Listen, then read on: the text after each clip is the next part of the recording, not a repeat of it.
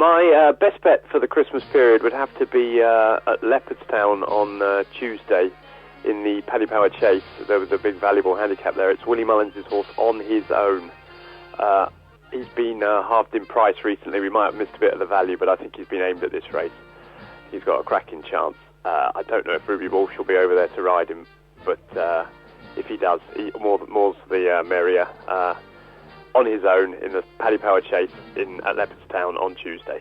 Yeah, it's hardly an original race to choose, but my best bet over Christmas is KAUTO Star in the William Hill King George Chase. I think 7-2 is a fantastic price. He's near unbeatable at Kempton. He wasn't right last year. He's very much back to his best, as he showed at Haydock. I think he's a great bet at 7-2. One bet at Christmas, ladies and gentlemen, runs at Boxing Day in the Mares Only Novices down at Wincanton. The horse is called TANTE SISSI, TANTE SISI.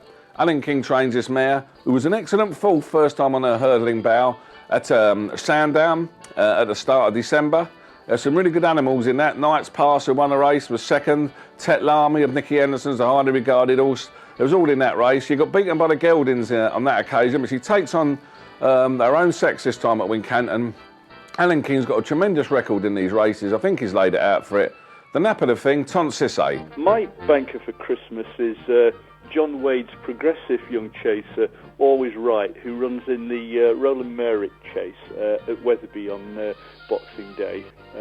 I've been following this horse for some time now. He's made a rapid ascent, having graduated from the hunter chase and pointing scene. And last season, he won the Grimthorpe Chase at Doncaster in terrific style, and then showed that he has stamina as well as speed by running third in the Scottish National. This season he's just had the one run over at Kelso, over an inadequate trip, and he put some decent rivals to the sword. My best bet comes at Leopardstown on Boxing Day, 2:20 Leopardstown, the Racing Post Novices Chase. What a catchy title. Bog Warrior's the horse. Very impressive in 2 novice chase wins so far this season at Navan and then Fairyhouse. 2.5 miles at Fairyhouse last time, but had the race won a long way out, won by 30 odd lengths. Dropping back to 2 miles 1 on soft ground will be no problem at all. Tony Martin has this horse in such high regard, and the performances on the track underline that. Beating Flem and Star first time up at Navan was impressive by 7 lengths. That horse has gone on and bolted up by 20 lengths elsewhere. I think Bog Warrior is a top class 2.5 mile soft ground chaser in Ireland, and will take all the beating. My nap for the Christmas period is the Arthur Moore trained Last of the Leaders, who runs in the 2:30 race at Leopardstown on Tuesday. It's the paddypower.com handicap hurl over 2 miles. Last of the Leaders has won over the trip over hurls, but he was an impressive winner over fences last time out at Fairyhouse, winning by 11 lengths. He's on a mark 30 pounds lower over hurls. He's in good form, and he appeals off a low weight in the 2:30 at Leopardstown on Tuesday. Well, I've been looking for a Christmas cracker of a long shot and looked no further than the John Joe O'Neill trained Galaxy Rock in the Coral Welsh National. Now, I've been really impressed with the progress this horse has made. Keeps getting better and better. And last time out at Cheltenham, he routed the likes of Fairalong, Rev de Civila and the Hennessy winner Carruthers. They were stuffed like a Christmas turkey, at least 10 lengths in behind. He's got up a little bit in the weights, but he goes on any ground, and I think around 12-1 mark, he's a great early Christmas present. So, get on Galaxy Rock now. My Christmas banker runs at Leopardstown in Ireland. It's GROODY Hill in the Paddy Power Chase. This horse ran nicely last time out in the Troy Town.